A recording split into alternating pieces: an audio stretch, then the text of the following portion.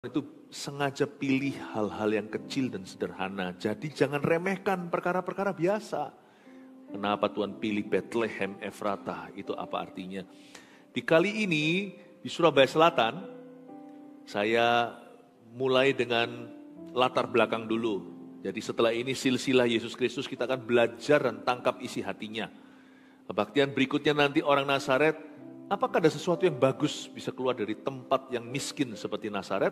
Nanti Anda dengarkan banyak pesan-pesan praktis dalam kehidupanmu.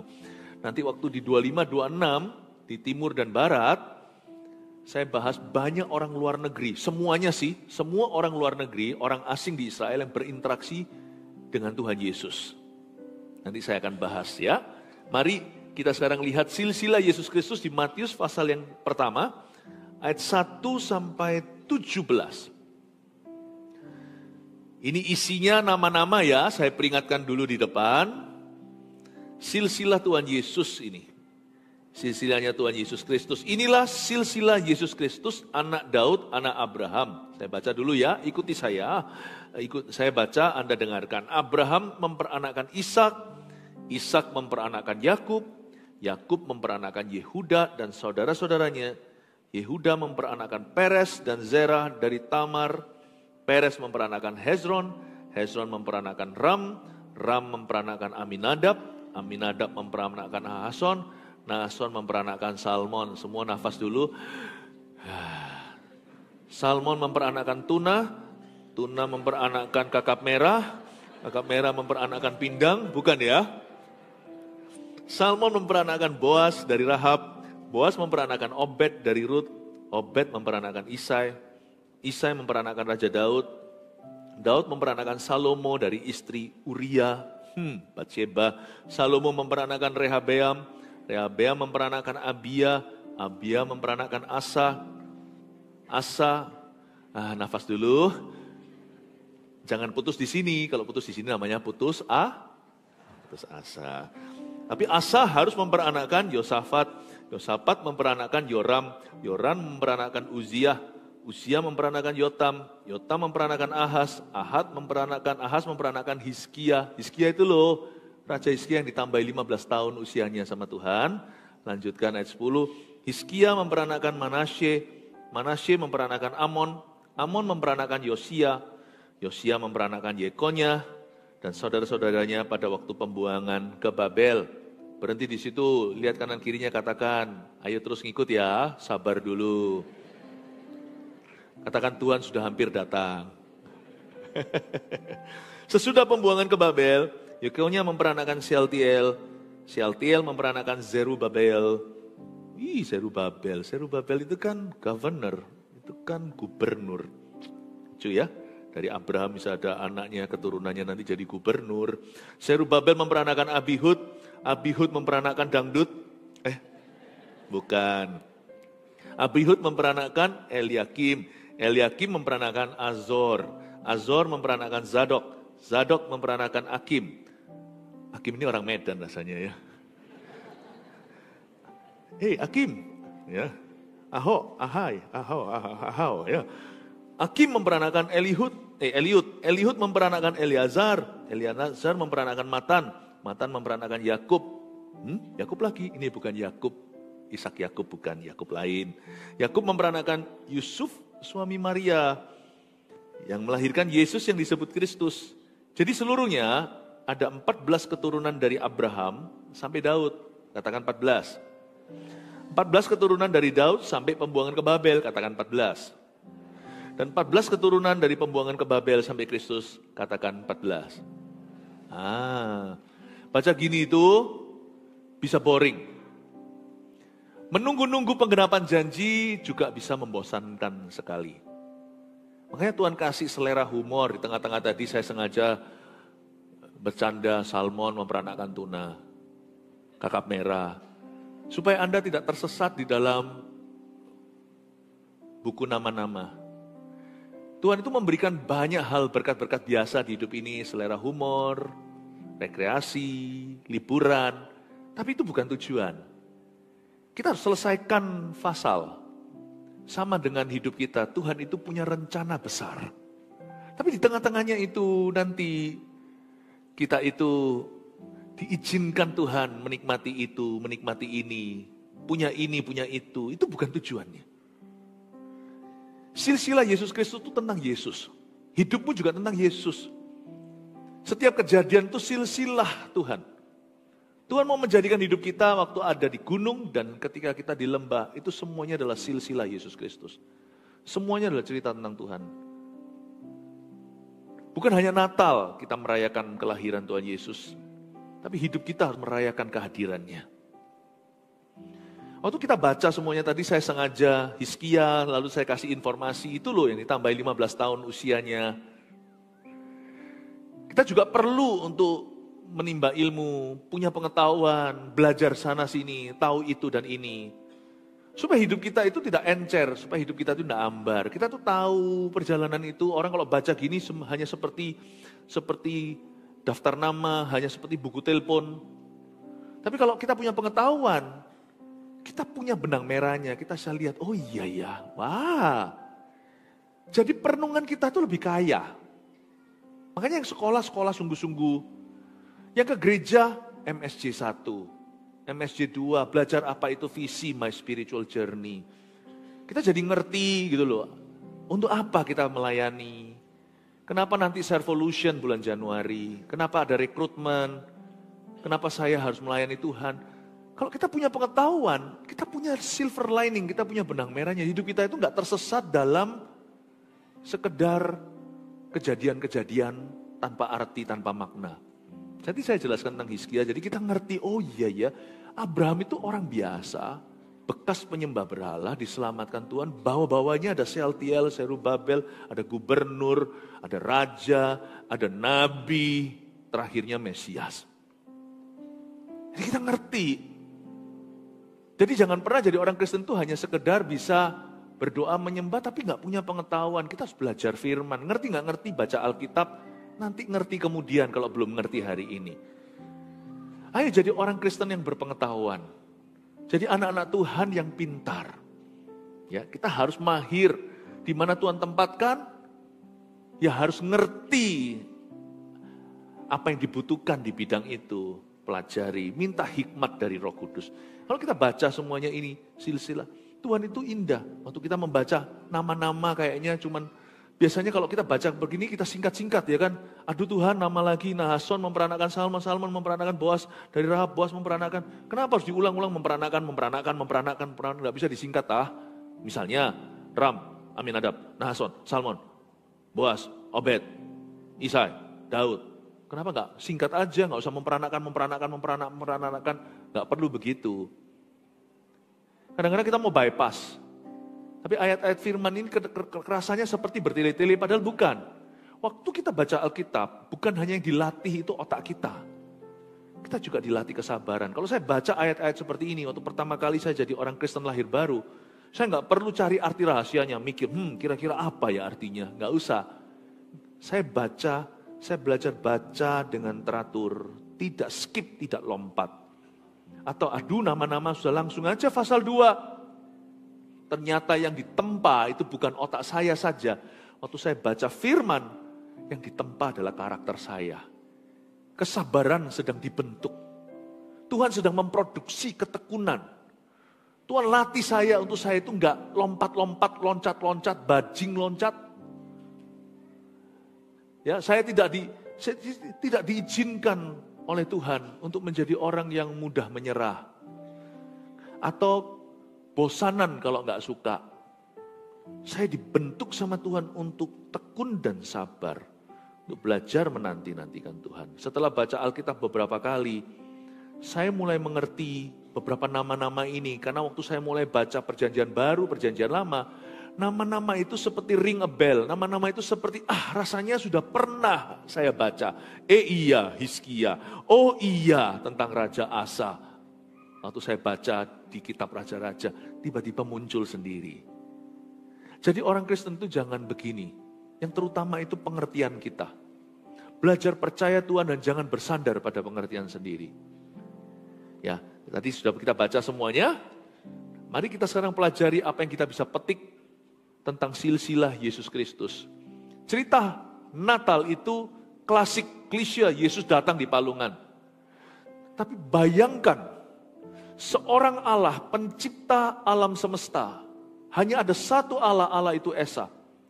Dan dia memilih jadi begitu kecil, pencipta kita menjelma sebagai manusia melalui embrio orok bayi. Coba bayangkan Yesus itu pernah jadi sekecil biji sesawi di perut Maria.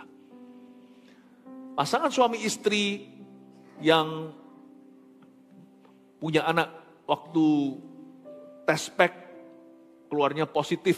Wah, bahagia sekali. Senang sekali. Itulah berkat pernikahan. Kalau sebelum nikah tiba-tiba hamil, itu horor. Tapi di waktu yang tepat semua indah pada waktunya. Waktu sudah menikah, ketika lihat tes pack-nya, apalagi sudah menunggu 7 tahun, tidak pernah punya momongan, haleluya, hosana, hosana indah hayas. Stripnya 2, hamil istriku. Pergi ke dokter, diberitahu sudah berapa minggu. Udah telat haid. Lalu habis itu dicek USG. Apalagi sekarang sudah berapa D, berapa dimensi. Kalau dahulu kan flat. Sekarang udah ada 3D, 4D. Lalu ketika dicek, itu loh. Papa mama yang tidak pengalaman ini adalah bayi pertamanya, masih janin lagi. Lihat-lihat mana dok? Itu loh dokter kan lihat ribuan bayi. Itu loh mana? Cuman 1 dot. Dot lebih kecil daripada biji beras. Kecil sekali cuman dot. Bayangin pencipta yang maha kuasa jadi 1 dot. That's how desperately he is seeking you. Seperti itu, seperti segitunya Tuhan itu rindu menjangkaumu dan menjangkauku. Dia masuk ke dunia kita jadi kecil lagi. Jadi manusia meskipun tidak lahir melalui sperma. Kalau Anda lihat silsilah ini dipenuhi dengan orang-orang dengan segala sejarah mereka termasuk orang-orang berdosa. Nanti Anda akan lihat di sini ada seorang mantan pelacur. Anda lihat berbagai tipe-tipe orang. Tapi karena Yesus itu dikandung karena kuasa Roh Kudus, bukan karena sperma pria, dia bukan keturunan orang berdosa. Tapi karena dia lahir dari kandungan mama, dia 100% manusia. Yesus tanpa dosa, digantung di kayu salib untuk kita. Tapi sebelum cerita Golgota, bayangkan saudara, dia itu masuk ke dunia kita. Infiltrasi, interupsi ilahi. Dia masuk, Allah menjelma jadi manusia, jadi 1 dot. Titik. That's how much he loves you. Dengan kata lain, cerita Natal adalah suatu kesaksian. Bagaimana Allah rindu dekat sama kita. Sampai-sampai dia mau jadi seperti kita. Aku ingin dekat denganmu dan masuk di dalam kandungan seorang wanita. Tidakkah Tuhan tahu ketika Tuhan menjelma sebagai manusia, misalnya hari -1, H-1 sebelum Yesus diumumkan kepada Gabriel, oleh Gabriel kepada Maria. Saya nggak berani bayangkan itu tidak ditulis firman, tetapi coba bagaimana perasaan Tuhan yang maha kuasa mau masuk ke dunia manusia yang penuh dengan gejolak. Itu seperti seorang yang kaya raya masuk ke tempat kumuh dan bahaya. Tidakkah dia tahu dia akan dibunuh dan dianiaya? Allah itu maha tahu kalau ini sudah benar teologianya. He is an all-knowing God. Dia tahu loh, dia masuk ke bumi, ya dia mulai menyusup ke dalam sejarah manusia. Itu berarti minta masalah. Dan dia tidak boleh main Allah, tapi mengambil rupa seorang hamba menjadi sama seperti manusia. Menjadi embrio kecil. Lalu habis itu menjadi janin. Taruh di palungan. Semua isinya sengsara. Bukankah Tuhan yang menginspirasi Musa menuliskan bahwa hidup manusia itu 780 dan semuanya isinya adalah penderitaan. Tidakkah Yesus tahu? He was looking forward to suffering. Dia itu sungguh-sungguh mengantisipasi. Coba kalau anak kita mau pergi luar negeri, wah seneng sekali, mau honeymoon ya kan, atau mau pergi kemana jalan-jalan, wah packing semuanya sudah, ngepak-ngepak barang, karena perginya aman, dan juga tujuannya nyaman, dan pergi untuk berliburan. Tapi bagaimana jikalau misalnya Anda membawa salah satu anggota keluargamu untuk kemoterapi, atau pergi untuk operasi yang membahayakan 7-9 jam, tidak tentu bangun lagi. Kalau kita itu mengantisipasi suffering, stres sekali. Coba bayangkan seluruh sorga diam sebelum hari Natal itu. Karena the darling of heaven, karena putra mahkota sorga, anak Allah yang maha tinggi, akan segera dikirim dan diutus ke bumi untuk mati. That's how much he loves you. Saya tidak melihat Natal itu sekedar cuman suatu perayaan. Sebenarnya yang layak terima kado itu bukan kita. Kenapa Tuhan yang menderita kok kita yang dapat kado Natal? Mestinya Tuhan yang dapat kado, yaitu mempersembahkan hidup kita kepadanya. Inilah silsilah Yesus Kristus. Kita lihat sekarang ya, anak Daud, anak Abraham. Abraham memperanakan Ishak. Stop. Matius ini ada comparison, ada perbandingannya. Kalau Anda baca di Lukas pasal 3, nggak usah dibuka. Itu juga silsilah. Tapi silsilahnya di Lukas itu ditulis oleh Dr. Lukas. Satu-satunya penulis Alkitab yang non-Yahudi kali. Lukas ini seorang tabib. Jadi orangnya ilmiah. Dia menulis Injil Lukas itu untuk seluruh dunia, khususnya untuk orang-orang sekuler. Khususnya untuk orang-orang non-Ibrani yang nggak ngerti hukum Taurat. Jadi dia tuliskan, jadi semuanya itu dia cari titik temunya, titik temu semua manusia, kita semua keturunan Adam dan Hawa. Siapapun engkongmu, kita semua keturunan Adam. Tapi Matius beda. Matius ini menuliskan kepada orang-orang Yahudi. Jadi kalau Anda baca kitab-kitab Injil, masing-masing itu saling melengkapi. Dari sisi humanity, kemanusiaan, baca Lukas luar biasa, apalagi penulisnya seorang ilmiah. Kalau Anda baca Lukas ya, kitab Lukas, Injil Lukas itu ya, tentang penyakit itu dia lebih teliti loh. Karena memang dia dokter sih. Diagnosanya tentang ini itu, orangnya itu lebih ilmiah. Tapi kalau Anda baca Matius, itu kerasa sekali. Ini orang lebih kayak profetik. Semua yang ditulis tentang Yesus itu semua untuk menggenapi apa kata Nabi. Karena dia bicara sama orang Yahudi yang sudah religius sekali. Jadi perbedaan Lukas 3 dan Matius 1, keduanya, yang satu ini langsung tracing the root atau langsung ke akar Adam. Matius dari Abraham. Paham maksud saya? Matius, karena orang-orang Yahudi, Matius ini seorang ex-pemungut cukai, dia tukang pajak di Israel yang bertobat. Jadi juga gak kalah spesifik kalau dibanding dengan Lukas. Karena dia ini sudah biasa dengan hitung-hitungan, jadi gak heran keluarnya 14 keturunan dari sini ke sana, dari sana ke sini 14 keturunan lagi. Kalau soal angka-angka, dia sangat jeli. Ini kan pemungut cukai.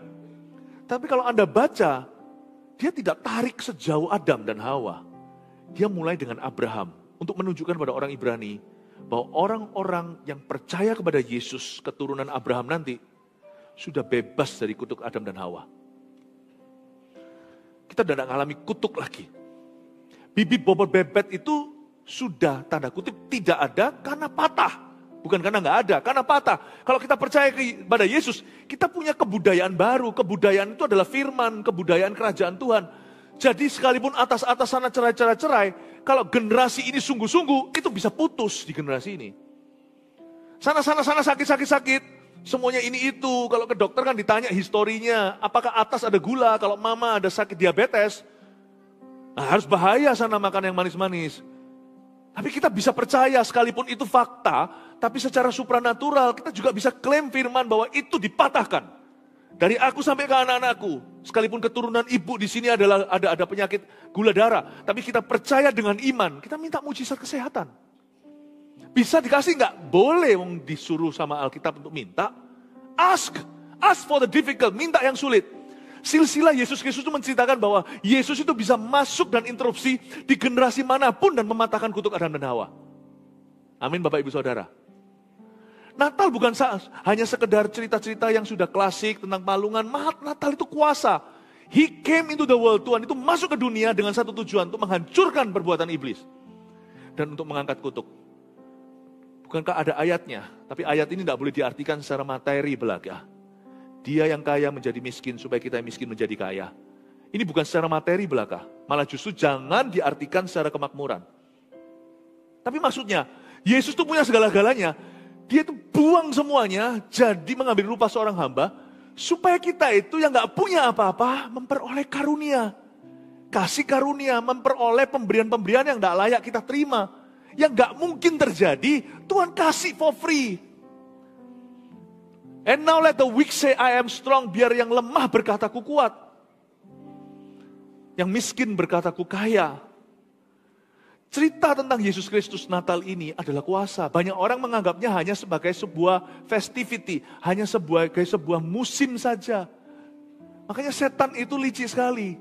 Dia mencoba mengorting kuasa Natal dengan berbagai macam hal-hal yang bukan esensi Natalnya. Ya nggak apa-apa sih Sinterklas dan sebagainya. Pajangan, dekorasi nggak apa-apa, tapi itu bukan makna. Tapi dunia mengubah maknanya, bahkan mengambil Christ-nya dari Christmas, menggantinya dengan Xmas. Saya nggak pernah loh kalau WA-an sama orang berkata, Merry Xmas. Saya nggak mau hilangkan Christ-nya. Kalau saya mau hemat, jari saya nggak mau lelah, maka saya akan berkata, Merry Christ, Chris X. Mesnya yang saya hilangin. Jangan Christ-nya yang dihilangin, jangan Kristus. Merry-nya kalau enggak, ya. Merry Christmas. Ya pokoknya Christ-nya jangan hilang deh. Karena Natal itu bukan soal suasana. Natal itu kuasa. Untuk inilah anak Allah datang. Untuk menghancurkan perbuatan iblis. Dia datang untuk meruntuhkan perbuatan setan. Dan mengambil kutuk Adam dan Hawa. Mengambilnya dari tanah. Tanah tidak menjadi tanah besi. Langit tidak menjadi langit tembaga. Dia datang untuk mengangkat kutuk itu. Caranya dia mengangkat kutuk adalah dia sendiri menjadi kutuk itu. Dia masuk dalam dunia kutuk, yaitu duniamu dan duniaku. Seperti kau dan aku tanpa dosa, lalu diangkat semuanya sebagai hero-nya. Jadi saya tidak mau Anda hanya beriman datang ke gereja hanya cuma perayaan Natal. Mari kita percaya kuasa Tuhan bisa mengubahkan sesuatu di hidupmu. Claim that, claim itu. Dan Yesus tidak keberatan loh, Yesus mau. Nah tujuannya kan itu. Yesus tidak berubah dahulu sekarang selama-lamanya. Natal perdana dan Natal setelah sekian ribu kali di dunia. Yesus tetap tidak berubah. Makna kedatangannya tidak ganti.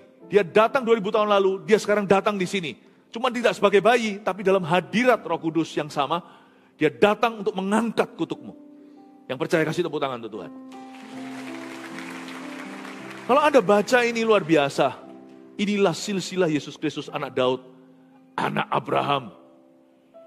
Matius menunjukkan, hey guys, kita punya covenant iman dengan Tuhan. Lu orang jangan lupa, kira-kira begitu ya. Oh, Natal itu bukan acara. Natal itu adalah perbuatan Allah. Karena begitu besar kasih Allah akan dunia, dia mengirim anaknya yang tunggal. Supaya barang siapa percaya, pertama-tama dapat kado ini. Memperoleh hidup yang kekal, tidak binasa. Lalu setelah itu kalau hidup kekal pun diberi apa yang dia tidak akan berikan jika engkau meminta. Inilah silsilah Yesus Kristus. Anak Daud, anak Abraham. Coba sekarang kita lihat ya apa yang terjadi. Abraham memperanakkan Ishak. Berhenti di sana kita tahu waktu dia punya anak Ishak umurnya cepek. Umurnya 100. Kadang-kadang ada berkat yang sifatnya mujizat. Ada berkat yang sifatnya instan. Tapi ada berkat pula yang diterima lewat panjang sabar. Kebaktian tadi pagi saya juga ada singgung soal ini. Tapi saya singgung sedikit di sini. Makanya tadi waktu baca begini saya nggak hanya langsung lompat-lompat, udah langsung aja ke ayat emasnya. No, saya ingin Anda juga sabar. Ada berkat yang diterima lewat kesabaran. You have to wait. Kebaktian tadi, Bethlehem Efrata, saya jelaskan. Sekalipun Anda terima nubuat dan hidup dalam nubuatan Allah itu, hidup dalam kuasa firman, tetap mesti nunggu. Bethlehem dari dulu sudah dinubuatkan menjadi tempat roti. Tapi tempat itu tempat yang miskin sekali. You have to wait untuk kairos atau waktu ilahi. Tidak ada yang bisa menggantikan kesabaran. Abraham jelas-jelas mengalami mujizat. Umur segitu dan Sarah sudah umur 90 sekian. Bisa melahirkan anak. Itu kalau mujizat, kalau bukan mujizat apa? Nggak mungkin terjadi. Namun demikian, mujizat pun ada waktunya. Sekalipun waktu terjadi itu instan, waktu kejadian itu tiba-tiba, tapi tetap pada waktu yang Tuhan tetapkan. Abraham memperanakan Ishak setelah menunggu sekian puluh tahun sejak pertama kali Tuhan berfirman. 25 tahun dia menanti waktu pertama kali Tuhan berfirman kepada Bapak Abram sebelum diganti namanya jadi Bapak segala bangsa Abraham. Dia masih umur 75. Tapi ketika dia memperoleh janji itu 25 years later, 25 tahun kemudian. Meskipun sifatnya mujizat, waktunya tidak bisa dipercepat. Juga tidak diperlambat. Waktu Tuhan itu selalu tepat. Abraham memperanakan Ishak. Kita harus belajar sabar. Karena beberapa berkat Tuhan harus melalui waktu. Amin Bapak Ibu. Kita pelajari sesuatu di sini tentang silsilah Yesus Kristus. Sekalipun Yesus hadir di setiap kilometer hidupmu, tidak selalu dia menjadi pembuat mujizat atau selalu melakukan suatu mujizat dalam hidupmu. Tahun ini adalah tahun pergeseran hebat. Sebagian di antara kita berkata, tapi mana mujizatnya? Bukankah Pastor Philip berkata pergeseran yang hebat dan mujizat? Beberapa orang mengalami mujizat, tidak sedikit. Saya sebagai gembala sidang, saya tahu cerita-cerita beberapa jemaat kan banyak. Tapi saya dengar sini sana mengalami mujizat, tapi juga sana sini banyak orang yang belum mengalaminya. Don't worry, selalu ada berkat susulan, katakan amin. Dan waktu Tuhan itu selalu tepat. Abraham memperanakan Ishak, dia menantikan sekian lama. Tetapi setelah itu dia memperolehnya. Janji Tuhan itu tidak akan lekang oleh waktu. Sekali kau memperoleh janji, kita sudah punya perjanjian dengan Tuhan. Pegang itu erat-erat. Kata Habakuk berkata begini, jikalau itu belum dialami, kalau Tuhan sudah berfirman namun kau belum mengalaminya, tuliskan pada loh batu, lebih tepatnya sekarang loh hati. Supaya setiap orang yang berlalu bisa melihatnya. Dan waktunya tidak akan berlama-lama. Hal itu pasti digenapi. Kalau Allah telah berfirman dalam hidupmu, it will happen. Saya tidak akan ragu. Kalau Tuhan pernah meremakan sesuatu dalam hidupmu, itu akan terjadi. Please jangan masukin di sorokan. Keluarkan. Tulis di loh batu. Tulis di loh hati. Tuhan pernah berjanji dalam hidup saya tidak akan dengan tuding-tuding, marah-marah, kecewa. Tapi saya dengan rendah hati akan mengklaimnya dan saya berkata, I believe and I still believe. It's not happening yet, belum terjadi. Tapi I will keep believing, aku akan tetap percaya. Saya punya kebiasaan menuliskan ayat yang merema. Saya ngerti ayat itu. Waktu orang lain membacanya, orang nggak hanya baca ayat. Tapi waktu saya membacanya, saya ingat. Tuhan janji apa dalam konteks tertentu dalam hidupku. Saya catat, kadang-kadang saya tulis di agenda saya punya agenda secara fisik. Saya tuliskan di sana. Saya tuliskan di Alkitab saya. Alkitab itu penuh tulisan. Saya tuliskan di sana. Saya tulis di HP saya. Saya tulis. Jadi reminder saya itu hidup dikepung firman. Bukan karena firman mengepungmu. Karena saya memang sengaja taruh firman itu di sekelilingku. Supaya saya hidup bukan oleh kata orang. Saya tidak hidup oleh keadaan. Saya tidak hidup sesuai dengan keadaan dunia. Dunia up saya ikut up. Dunia down saya ikut down. No, ku hidup karena firman-Mu. Hidupku tidak tergantung dengan apa kata siapa. Hidupku tidak bergantung, manusia hidup tidak hanya dari roti saja. Tapi dari setiap firman yang keluar dari mulut Allah. Inilah silsilah Yesus Kristus. Hidupku adalah Yesus sini, Yesus sana, kanan, kiri. Saya lihat Yesus. Karena Yesus tidak kelihatan, saya harus lihat firman. Tuhan tidak suruh saya imannya itu untuk melihat Yesus. Siapa sih yang pernah melihat wajah Tuhan? Iman kita itu karena mendengar. Kalau kita mau lihat Yesus, dengar firman. Kalau kita mau lihat Yesus, lihat firman. Hidupku dikepung sama firman kiri kanan. Supaya cara berpikirku beda dengan orang dunia. Supaya saya juga tidak berada di level yang sama dengan orang-orang Kristen yang asal-asalan. Bukan berarti saya lebih rohani, lebih suci, enggak. Tapi saya tidak mau sama kalahnya, sama lemahnya, sama goyahnya. Dengan orang-orang Kristen yang tidak berpegang teguh pada firman Allah. Mau lihat Tuhan? Gampang. Lihat firman. Anda akan lihat Tuhan. Inilah silsilah Yesus Kristus. Abraham memperanakkan Ishak. Harus dengan sabar.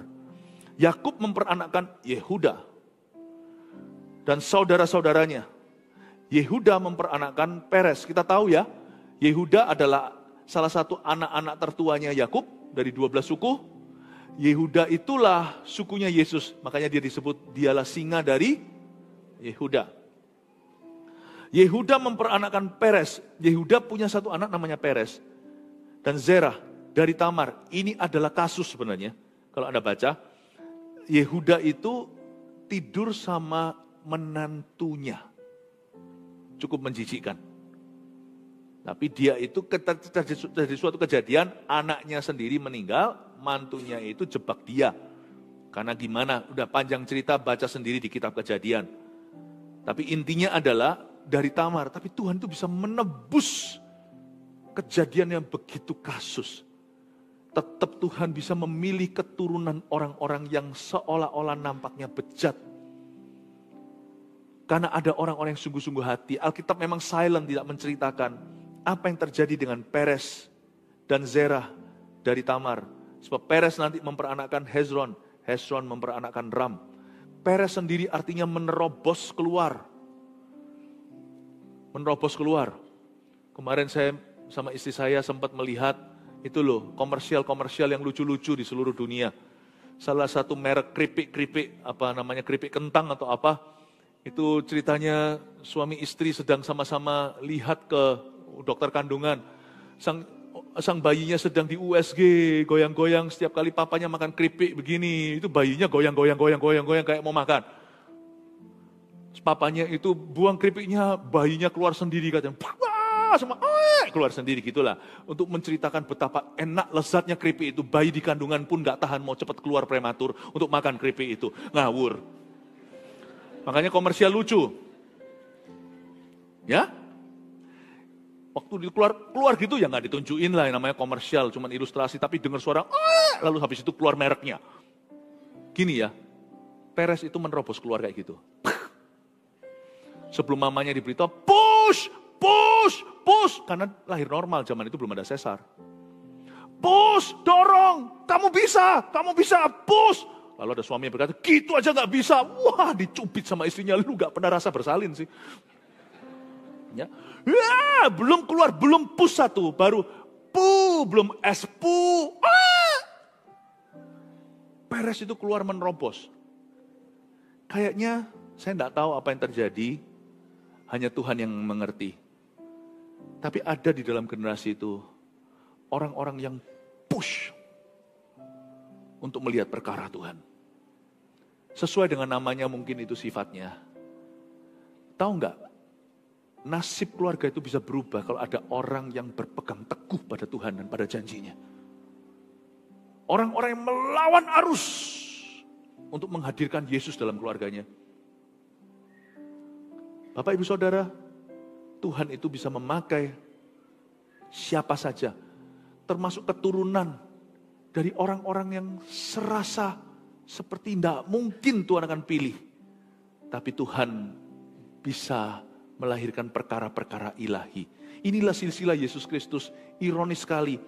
Orang-orang ini nampaknya tidak bisa dipilih. Tapi karena Tuhan berdaulat dan Tuhan memberi kesempatan. Kalau kita lihat ya cerita silsilah Yesus Kristus ini, saya terharu. Yesus itu sungguh-sungguh juru selamat orang berdosa. Tuhan tuh bisa pilih orang-orang yang kita enggak masuk dalam pikiran dan naluri kita. Yehuda memperanakkan Peres dan Zerah dari Tamar. Peres memperanakkan Hezron. Hezron memperanakkan Ram. Terus tadi, kita sekarang mulai ayat 5. Salmon memperanakkan Boas dari Rahab. Salmon ini bukan ikan-ikanan. Salmon ini suaminya Rahab. Anda tahu ceritanya di kitab Yosua? Rahab itu pelacur yang rumah bordil ya. Rumah bordilnya itu ada di tembok Yeriko. Biasa zaman dulu. Tembok itu tempat gerbang. Dan di situ biasanya banyak orang-orang yang bertamu, saudagar lalu pergi. Banyak yang gak benar. Dan di bordilan itu Misalnya tempat orang biasanya truk-truk di sana parkir, lalu habisnya sopir-sopirnya mencari hiburan. Tapi waktu itu yang datang adalah pengintai Israel, dan ada satu tempat bordilan itu, namanya Rahab pemimpinnya, dan dia bertobat dan percaya kepada Allah Israel. Dan Rahab ini menikah akhirnya ketika Yeriko hancur, yang ada di rumah Rahab, yang dikasih tali, yaitu kain kirmisi, kain ungu atau kain merah, itu diselamatkan oleh bangsa Israel, tidak turut dihancurkan, dan akhirnya Rahab dipinang oleh Salmon yang dia tolong tempo hari. Menikahlah mereka. Dari sana keluar anak konglomerat Bethlehem namanya Boas. Boas memperanakkan Obed dari Rut. Obed memperanakkan Isai. Isai memperanakkan Raja Daud. Dari orang Kanaan Rahab itu, dia memperanakkan Boas. Boas ketemu sama orang Moab. Jadi mamanya adalah orang asing, bukan orang Israel. Mama konglomerat, dan Boas ini orang yang sangat saleh. Dia adalah prototipe atau seperti menceritakan seperti Yesus. Itu adalah figur yang mirip seperti Yesus di Perjanjian Lama, tapi dia manusia biasa. Boas itu bayangin, tidak ada orang sangka dia itu anaknya mantan pelacur. Tetapi Boas itu bisa begitu saleh. Sampai semua pegawai-pegawainya itu yang ada di ladangnya, di mana Rut itu ambil gandum, itu cinta dan respek sama dia. Boas juga tidak pernah ngapa-ngapain perempuan. Kutuk itu sungguhan patah. Buktinya dia sama Rut tidak pernah take advantage, tidak pernah ngecuan. Rut datang waktu ada di pengirikan, itu semua ada di situ. Dia juga memperlakukan dia secara hormat, meskipun Rut seorang janda. Dia tidak take advantage, tidak seperti laki-laki yang belang. Belang apa? Hidung belang. Yang kelihatan perempuan rawan, dia ambil kesempatan dalam kesempitan. Boas tidak begitu, dia tahu ini janda. Dia orang Moab, tidak ada perlindungan Israel kalau dia ada di teritori Israel. Tapi dia memperlakukan dengan sopan, kalau saya lihat bibit bobot bebeknya patah. Mamanya itu pernah jadi pelacur, tapi diselamatkan Tuhan, lalu menikah dengan orang Israel, dengan anak Tuhan tulen. Tapi setelah itu turun ke bawah, tidak ada tanda-tanda. Mamanya boleh apa kek masa lalunya, dia besarkan anaknya dengan benar. Dalam firman Tuhan, cara umat Israel. Diperkenalkan pada Allah Israel. Boas jadi orang yang begitu takut akan Allah. Ya. Dan bahkan mamanya pun yang bukan orang Ibrani, biasanya ngasih nama mungkin nama apa? Mamanya orang Kanaan, tapi ngasih nama Boas yang artinya in him, in God. Di dalam Allah Yahweh kekuatanku. Bayangin mamanya itu menjadi orang yang begitu beriman. Jangan lupa, jangan peduli. Jangan lupa bahwa Tuhan bisa mengubah masa lalumu. Dan jangan pedulikan masa lalumu, sebab Tuhan bisa menebus apa saja. Tahukah, akhirnya yang namanya Boas itu menjadi seorang yang takut akan Allah. Nantinya dia kawin sama orang Moab namanya Rut. Rut ini adalah grandmanya Daud. Kalau Anda lihat ya silsilah Tuhan ya, ada wanita Kanaan, ada wanita Moab. Luar biasa ya Tuhan ya. Kenapa sih Tuhan tidak mau pilih orang-orang yang bersih? Kenapa Tuhan pilih orang-orang yang punya masa lalu? Tuhan hendak menunjukkan, dia lahir dari silsilah manusia untuk menebus manusia. Tapi karena Tuhan Yesus tidak lahir dari sperma, tapi dari kuasa Roh Kudus, dia bukan keturunan orang berdosa seperti kita. Kita baca ini, kadang-kadang saya mikir, Tuhan kenapa ya Tuhan Yesus, engkau masukkan di family tree-mu, di pohon keluargamu, orang seperti Rahab, orang seperti Rut kau masukkan di situ. Tuhan hendak berkata kepada kita bahwa dia memang adalah juru selamat orang berdosa. Bapak Ibu Saudara, saya pernah kenal dengan orang yang papanya itu enggak keruan, tapi anaknya itu takut akan Tuhan dan tidak ada cacat celah. Berbahagialah sang ayah punya anak kayak gitu. Karena anak itulah yang menebus semua image yang tidak bagus. Yesus itu menebus semua masa lalumu. Dia adalah keturunan dari Abraham yang menebus atas-atasnya semua. Dia memperanakan Isai, Isai memperanakan Raja Daud. Kalau Anda baca lagi turun Daud, dapat Salomo dari Batsheba, istri Uria. Kalau Anda baca semuanya, Anda melihat bahwa Yesus sungguh-sungguh datang untuk mematahkan kutuk Adam dan Hawa. Amin Bapak Ibu Saudara. Kita lihat ayat 17. Jadi seluruhnya ada 14 keturunan dari Abraham sampai Daud. Lalu 14 keturunan dari Daud sampai ke Babel. Lalu terakhir ada 14 keturunan lagi dari pembuangan ke Babel sampai Kristus. Ternyata penggenapan janji Tuhan itu selalu ada sub-subnya yang Tuhan izinkan. Saya kalau baca ayat yang ke-17, saya diingatkan. Waktu Tuhan memang bukan waktuku. Tapi saya harus bisa menyimpan di hati saya janji Allah.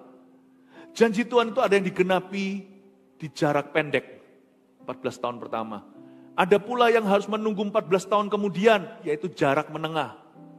Tapi ada janji Tuhan yang harus disimpan, bahkan bisa jadi melampaui masa hidup kita, yaitu di jangka panjang 14 tahun terakhir dari pembuangan ke Babel sampai ke Kristus. Selalu ada yang namanya short term, mid term, long term. Jangan pernah kecewa sama Tuhan, karena ada beberapa short term goalmu gagal tercapai.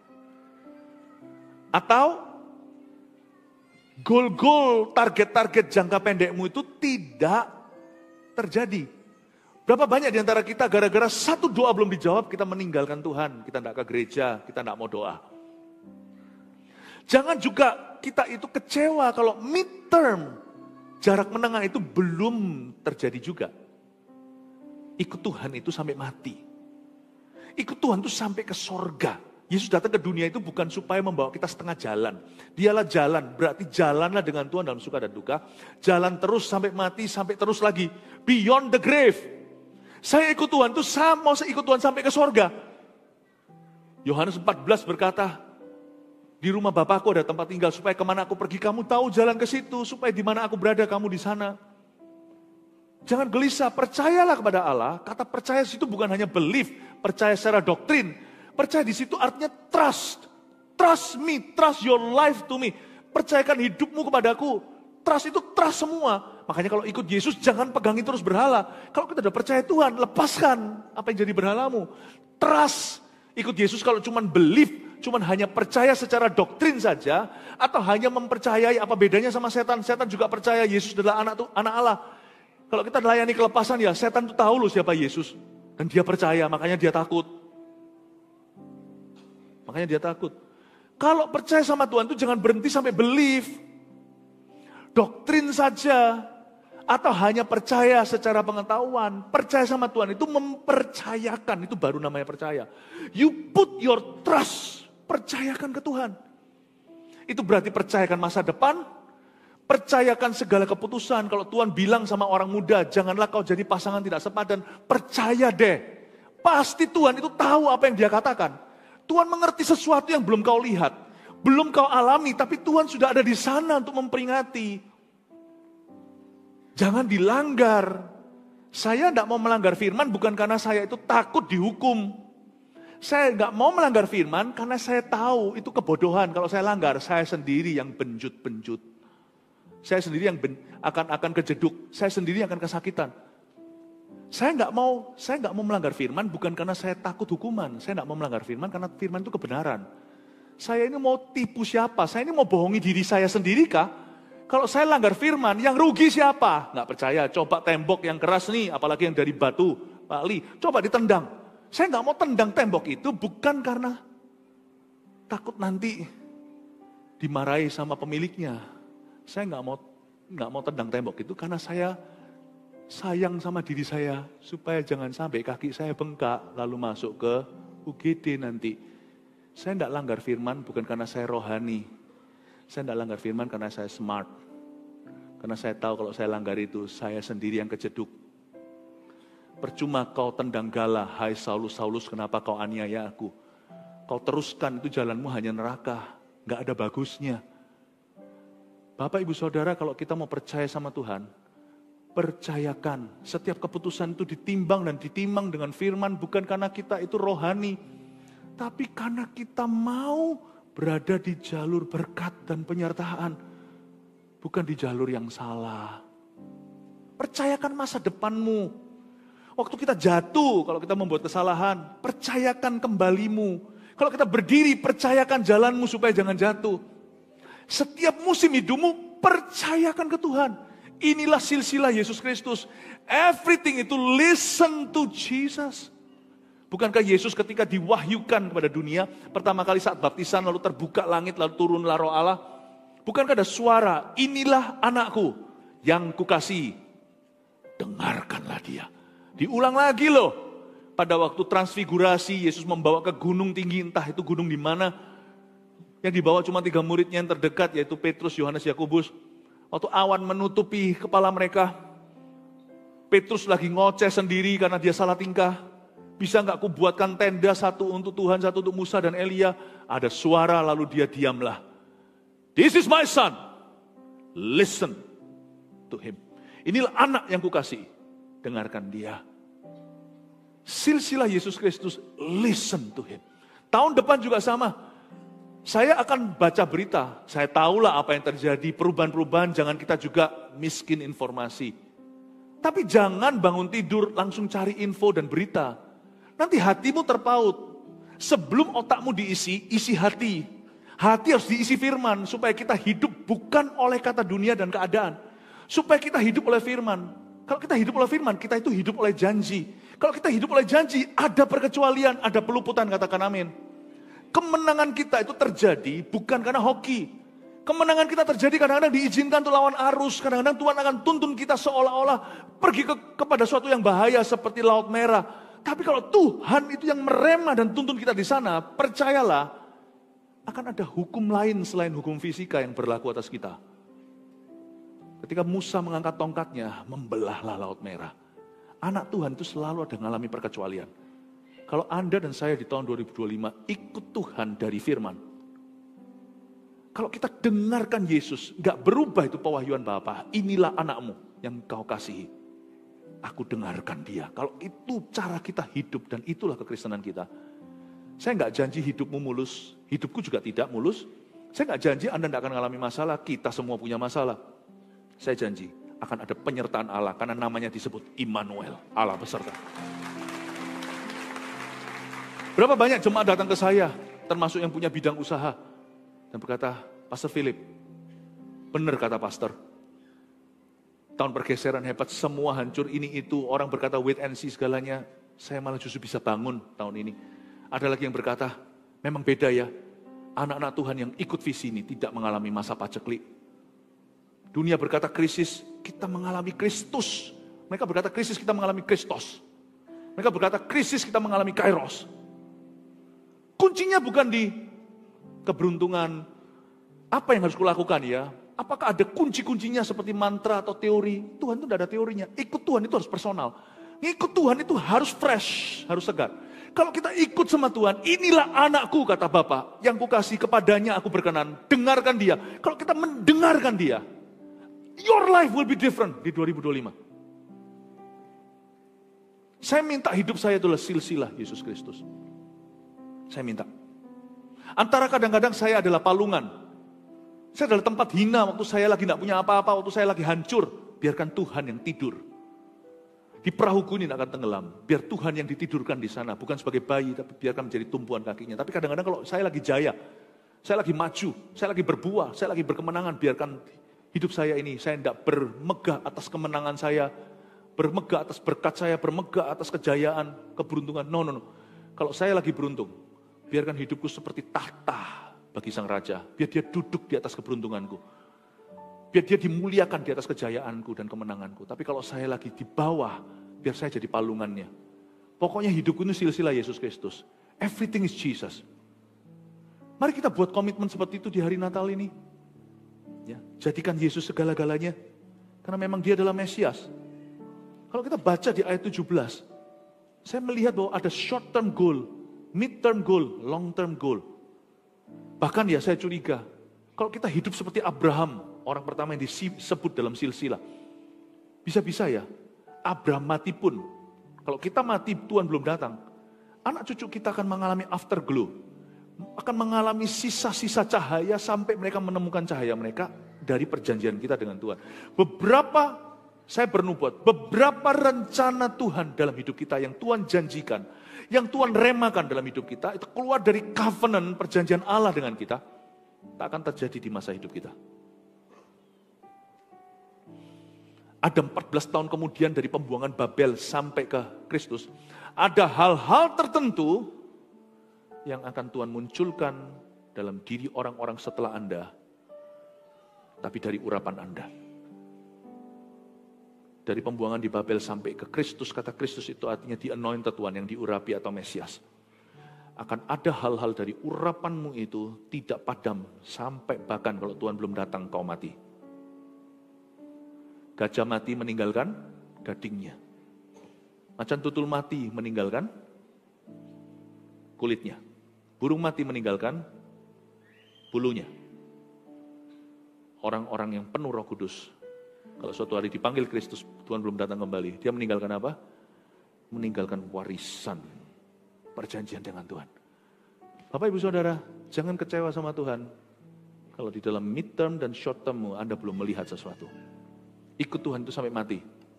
Ikut sama Tuhan, ikut Tuhan itu sampai ke sorga. Ikut Tuhan itu sampai kita tidak lihat apa yang terjadi setelah kita. Amin Bapak Ibu. Bisa nggak kita jadi orang Kristen yang begitu? Itu yang disebut suam-suam kuku ternyata bukan hanya Hawa. Orang kira suam-suam kuku itu tidak panas, tidak dingin. Suam-suam kuku itu juga berarti orang yang setengah jalannya. Ikut Tuhan itu sampai mati. Katakan ikut Tuhan itu sampai mati. Katakan ikut Tuhan itu sampai ke sorga. Lagi ikut Tuhan itu sampai ikut Tuhan sampai kepada orang-orang yang tidak kita lihat setelah kita. Amin Bapak Ibu. Saya kasih 3 poin saja untuk sebagai selain rangkuman, tapi juga menjadi poin sederhana untuk bisa Anda renungkan, bawa pulang ke rumah.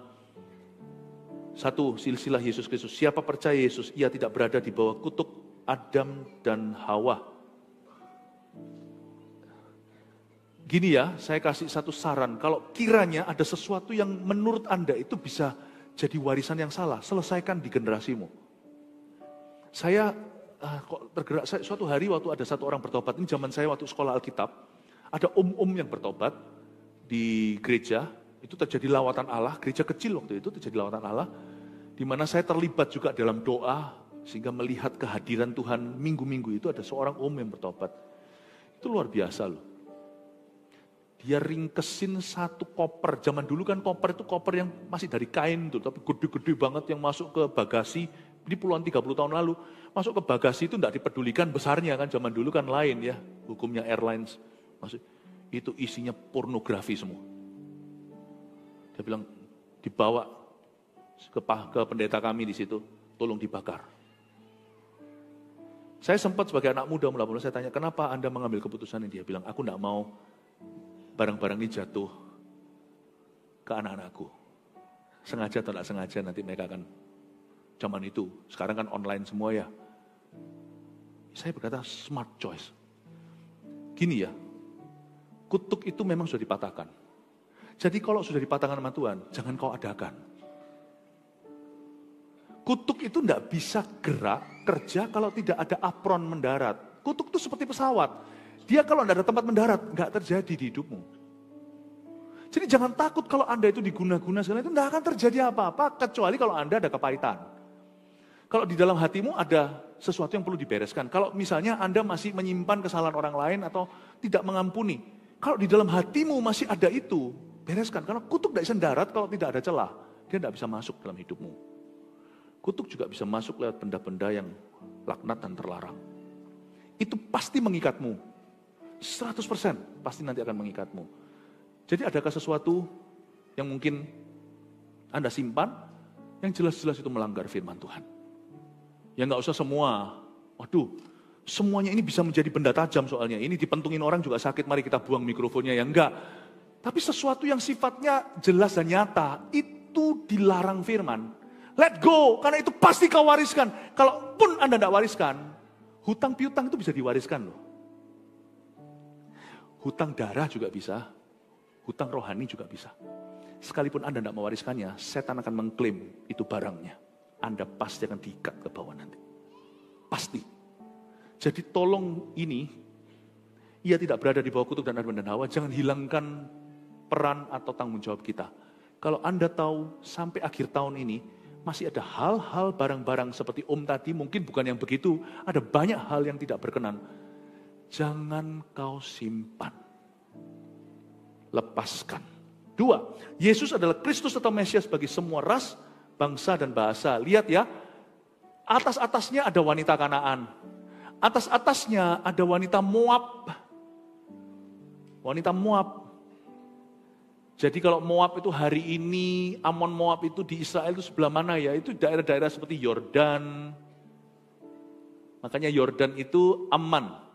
Itu ya, Amon Moab itu dulu dari situ-situ semuanya. Itu semuanya masih ada dulur-dulurnya. Bukankah Moab itu adalah, Amon dan Moab adalah dua anak yang dikandung oleh anaknya Lot, kemenakan Abraham. Jadi kalau Anda lihat ya, di Timur Tengah itu dulur-duluran sebenarnya. Jadi Yesus itu bukan hanya 100% dari sini. Ada wanita Kanaan. Makanya Yesus itu memilih orang-orang ini berada di silsilahnya untuk menunjukkan pada kita bahwa dia adalah juru selamat semua ras, bangsa, bahasa, budaya. Yesus juga juru selamatnya orang Jawa. Yesus juru selamatnya orang Tionghoa. Yesus juru selamatnya orang yang totok masian dan orang yang babah. Orang yang sudah kebudayaannya tidak ada urusannya dengan mainland China. Orang-orang barat yang rambutnya pirang. Orang-orang Timur Tengah, Yesus sama mempan di semua bangsa, budaya, dan bahasa. Firman ini harus diterapkan di setiap kebudayaan. Gak peduli kebudayaannya apa. Pegang yang baik dalam kebudayaanmu. Tapi kebudayaan yang melanggar firman Tuhan, percayalah kepada Tuhan. Yesus adalah Kristus Mesias bagi semua ras, bangsa, dan bahasa. 3, Yesus adalah ya dan amin untuk setiap janji Allah di hidup kita. Ingat, apa yang Tuhan katakan pasti terjadi. If God has spoken in your life, it will happen. Dan kalau saya ngomong gini seolah-olah semuanya akan menunggu sampai nanti setelah kita mati, salah. Sebagian dari janji Tuhan akan digenapi dalam short term, dalam jangka pendekmu. Hiduplah tiap hari seolah-olah hari ini engkau akan menerima berkatmu. Hiduplah seolah-olah seperti hari ini engkau akan alami mujizatmu. Amin Bapak Ibu. Ya, tidak semua janji itu akan digenapi long term, jangka panjang. Sebagian akan digenapi di jangka menengah. Tuhan tahu kapan menggenapi firman-Nya. Tugas Anda selalu waspada, tugas Anda selalu berharap, tugas Anda dan saya selalu setia. 3 poin sininya, munculkan tiga-tiganya. Silakan dipotret di foto. Dan setelah itu diingat-ingat bahwa di dalam cerita hari ini Natal, silsilah Yesus Kristus, jadikan Yesus pusat kehidupan kita sampai kita mati, sampai kita masuk surga. Haleluya. Mari kita berikan tepuk tangan untuk Tuhan. Let's all stand up.